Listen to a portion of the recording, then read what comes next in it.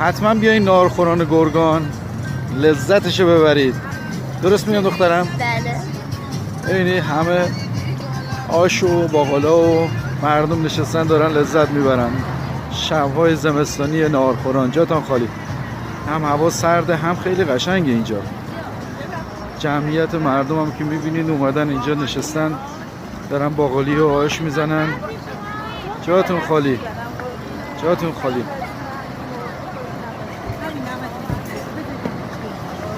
خانم آش باقالا چجوری کاسه چنده؟ قابل نیست. خواهش میکنم. 80 ساعت. 80 ساعت؟ بله. تشکر میکنم از شما. دیدی کیانا؟ ببخشید من ویدیو میگرفتم. بله جاتون خالی. 80 ساعت کاسه 80 ساعت باقالا و لبو و آش و همه چی. بیاین حالشو ببرین، لذت ببرین. بچه یه اتوبوس 2 طبقه هم داره روباز کلا. الان اگر ببینید